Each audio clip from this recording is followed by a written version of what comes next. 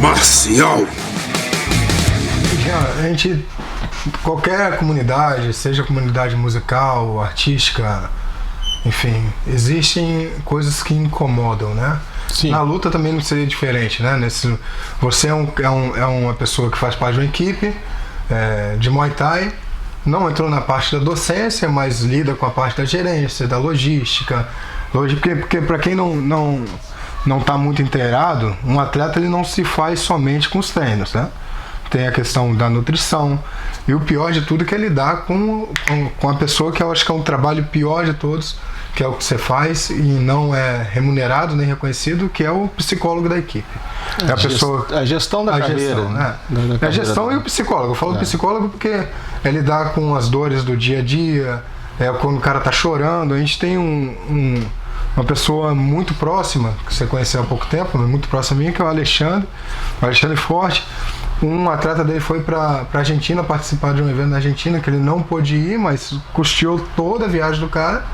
E o cara, no meio da viagem, ligou para ele chorando, dizendo que tava passando mal, que tava com fome. Tadinho, tava com fome. Ai, não aguento. Ligou pro mestre, tô passando fome. Ligou até pra mãe, a mãe do cara ligou pro mestre falando que tava com fome. Sim. Então, é uma das coisas que a pessoa tem que entender, que ele vai passar por isso, né? E é uma questão muito séria. O trabalho que você faz é muito legal. Então, Jean, vendo a totalidade de tudo isso, o que mais te incomoda na comunidade, as pessoas, e uma coisa que faz parte da luta, que são os eventos? Sim, na comunidade, no meio da luta, não é o que incomoda, né? É o que a gente tenta entender. E gostaria também que o atleta, principalmente o atleta que é o nosso foco maior, entendesse que a carreira dele, o corpo dele, mais ou menos funciona como uma empresa. Eles têm que ter esse entendimento de que, como uma empresa necessita investimentos, a carreira dele também necessita. Ele também precisa de pessoas, se cercar de pessoas que vão fazer com que a carreira dele prospere, alavancar a carreira, como uma nutricionista, um fisioterapeuta, vai ter que investir em bons materiais, ou seja, ele vai ter que ter um investimento financeiro na carreira dele. E às vezes os atletas, eles pensam que a luta a equipe tem que fazer essa parte toda, né? Não é. O atleta, às vezes, ele tem que investir em si.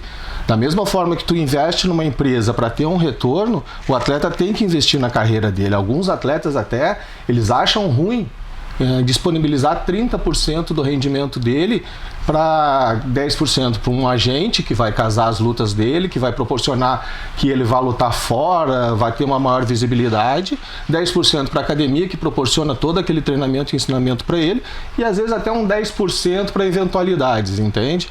Então, às vezes, eles acham ruim isso. Às vezes, eles acham que estão pagando muito por isso. Então, a vontade de fazer desde o que entra na academia. Então, assim, eu tô indo te visitar para te dar vou falar sobre tal coisa. Então, aqui, ó, meu tempo custou isso aqui. Dá vontade de anotar, botar no papel. Às vezes a gente sente essa vontade, né? Mas a gente trabalha com seres humanos e eles não têm esse entendimento. Porque o que acontece? Uma empresa, para prosperar, tu precisa pagar a pessoa da limpeza, a pessoa que serve o café, o diretor. E às vezes para te ter um rendimento de 30%, 20%, 40% de lucro. Já vejo uma luta de R$2.000.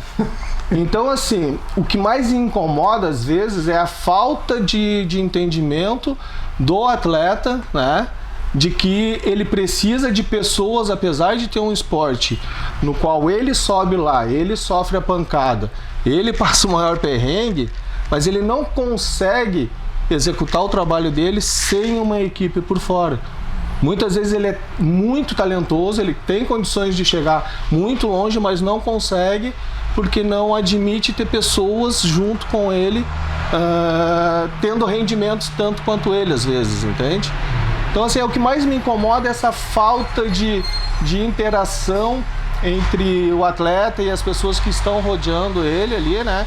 Não é interação, essa falta talvez do atleta de entendimento, como eu repeti várias vezes, e comunicação ali para saber que ele precisa realmente de pessoas, que ele não vai somente com o talento dele chegar lá no objetivo principal dele. Assim. E pra galera que tá assistindo, o Jean, ele trabalhou com atletas de alto nível, né? A gente falando de alto nível, assim, que chegou em grandes eventos. Mas para quem está assistindo agora, eu quero fazer minha primeira luta amadora, para que o menino que está começando agora entenda que para ele chegar nesse nível, ele vai ter que passar por várias etapas e nessa etapa já se acostumar. Já se acostumar a ter pessoas em que ele vai ter que custear a pessoa. Vai ter que custear.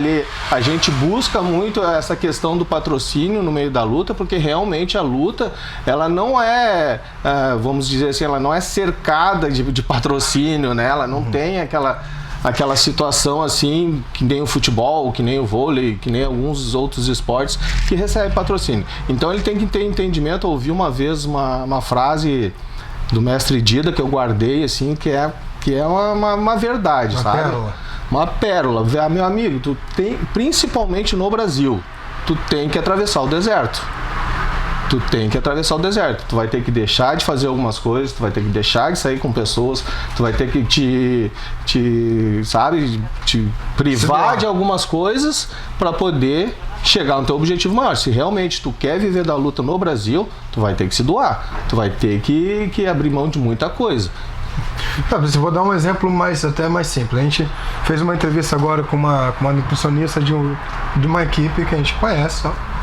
E quanto que custa uma consulta com uma nutricionista básica? No mínimo uns 200, 300 reais. 200, 300 reais. Aí um nutricionista que se especializa em alguma coisa, vai quase 500. Exatamente. Então assim, se a gente vai em qualquer médico, qualquer coisa, é esse valor. E às vezes a pessoa, só porque tem um nutricionista na equipe, acha que não tem custo, isso não tem um custo de aprender. Aí se a nutricionista cobrar 100 reais por avaliação, já vai achar absurdo. Exatamente. Né? Então as pessoas realmente, esse eu não tinha visto dessa maneira. Eu tenho um caso lá na academia, assim, que foi bem interessante, que eu peguei um aluno estreante para lutar MMA e entrei em contato com o pessoal do Shotô, o matchmaker na época era o Rafael, e aí, vamos casar a luta pro estreante. No meio dos lutadores, eles acham muito ruim ter que investir em exames, né? Exames, para que exame tal, para que tal exame. E aí, beleza, a gente correu atrás, ajudamos lá o atleta, ele fez o exame para poder lutar o MMA. No exame dele deu de crânio que ele tinha um aneurisma. Olha aí. Atrás do globo ocular. Imagina se a gente bota esse atleta a lutar ou se continuamos com os treinos pesados, né? Se não tivesse sido feito o investimento ali para fazer o exame, o que aconteceria? De repente alguma fatalidade, exatamente, ia sobrar para a equipe. Então assim, a gente sabe que no Brasil é difícil a luta, no Brasil temos dificuldade de patrocínio, mas o atleta ele tem que ter esse entendimento, que se você quer viver da luta, você tem que investir, né? Caminhar junto com as pessoas que querem te apoiar, caminhar junto com toda aquela estrutura que às vezes é proporcionado para ti, né? E às vezes o treinador se esquece. Eu fiz até uma entrevista com um advogado há um tempo atrás, ele falou, a partir do momento que qualquer pessoa entra na academia, é a responsabilidade da academia. Exatamente. Então, todo atleta, desde amador ou a pessoa que vai fazer o comercial, ele tem que levar um exame de aptidão física prescrito por um médico. O exame não é um exame igual a gente vai no UPA, o cara levanta a perna aí, enxerga aqui. Não, é um exame cardiovascular. Então eu pedi isso para meus alunos. Eu falei, vou te dar um prazo de 1 mês para você fazer esse exame. Mas por quê? Eu falei, porque se você morre, filho, a responsabilidade é minha. Do professor, né? E aí eu entrego uma ficha de anamnese para eu entender, mesmo não sendo médico, para entender as limitações do atleta, né? Então é de uma responsabilidade absurda. E sobre evento, a gente foi no evento agora há pouco tempo juntos, né? Uhum. E teve algumas coisas ali que deu vontade de ir embora, né?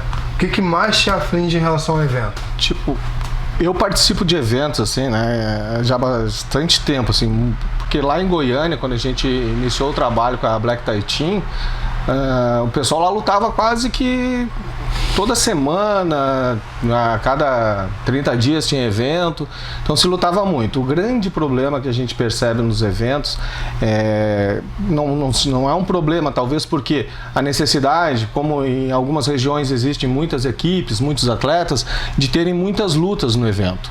O que acontece? Isso faz com que, em certo momento, a organização do evento se comprometa com essa quantidade tão grande de lutas. E aí fica uma coisa muito extensa. que se torna cansativo para o pessoal do evento, para a torcida, para os atletas e para todo aquele pessoal que está em volta daquele show ali, né? Então é bem complicada essa questão da demora, né? Principalmente quando assim, tu tá lá atrás, lá preparando teu atleta tá aquecimento, tu fazendo o aquecimento, fez o aquecimento, o atleta já tá na vibe, vai entrar. Ansioso pra caramba. Ansioso pra entrar e daqui um pouco vamos fazer uma homenagem pro professor tal, vamos fazer uma homenagem pro empresário tal e dá aquele delay e o atleta fica ali esfriando. Então são várias situações ali que fazem com que esse evento se prolongue muito e acabe se tornando cansativo. Eu acho que essa é uma situação que mais incomoda todos que participam do evento. Principalmente, eu já fiquei em evento de corner, já fiquei em evento assistindo, ou somente ali junto com a equipe, e a gente consegue perceber que todos os envolvidos se incomodam com essa situação da demora dos eventos. A grande maioria dos eventos que são transmitidos por televisão, por rede social, alguma coisa, eles acontecem mais rápidos, eles acontecem num fluxo melhor, assim. Agora, os eventos que não são transmitidos, que são só com o público, geralmente eles são cansativos. Sim. Essa é a situação que mais... Eu tive algumas entrevistas que eu fiz com atletas que conseguiram entrar no UFC, que tiveram uma participação no evento maior. Todos eles falam assim, que a maior diferença entre o evento no Brasil e lá, eles sempre falam. Cara, falaram que ia começar às 3 horas e começou às 3. Não, eu participei de alguns eventos, um dos nossos atletas lá da Black Thai Team se tornou campeão do Octagon MMA, que é no leste europeu, lá na República Tcheca. Então acho que a gente fez 5 lutas lá e, cara, é tipo assim, é de uma organização totalmente diferente daqui, né? Começa no horário, o aquecimento, o atleta sai aquecido para a luta realmente, entende? Tudo funciona de uma maneira bem diferente que aqui, hein? E parece que, nossa, quase saiu da minha boca assim, nossa, que absurdo, né? Mas não, isso é o básico do básico que devia funcionar em qualquer... Senão não é profissional. Quando se atrasa, já não se torna mais profissional. E aí essa situação que pega mais é a situação ali do atleta, principalmente, né? Do atleta e da equipe toda, do treinador, porque querendo ou não, tá todo mundo ali querendo lutar, tá todo mundo ansioso, tá todo mundo já se preparou, tá aquele momento ali é o momento de, né? E aí por algum motivo, às vezes, chega a tua hora e mais atrasa por isso, ou chama alguém pro ringue, aquela situação que eu comentei. Então isso acaba atrapalhando, às vezes, até o rendimento psicológico do atleta.